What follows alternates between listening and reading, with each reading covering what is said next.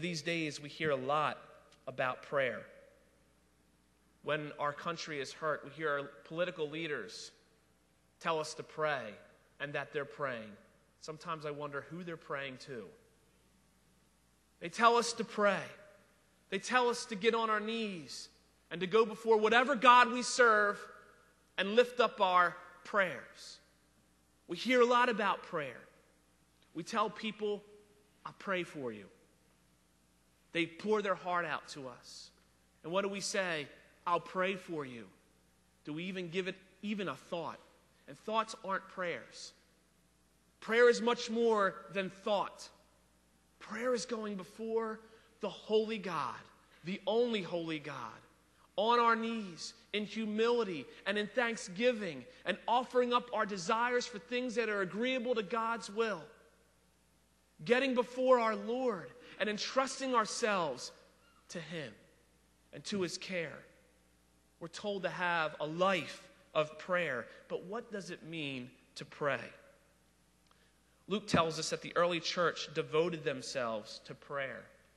And here what we have in Acts chapter 4, starting with verse 23, it is an example of the church prayer life, of what they did on a daily basis. And what immediately strikes me when I read this is that they didn't just pray when things were bad. You see, if you follow the story here, things were good just a few chapters ago. The church was experiencing growth. The church was experiencing excitement. They were meeting together daily. They were right in the middle of the temple preaching Jesus' name. Everything was good, and they continued to pray, as Luke tells us, daily. Now things are bad, and what do? They continue to pray. Look at verse 23. On their release, Peter and John went back to their own people and reported all that the chief priests and elders had said to them. Notice the first place that Peter and John go to. The fellowship of believers. The effect of the Sanhedrin, what they desired was disruption. They desired disunity. But the first effect of persecution upon the church was unity. The church came together.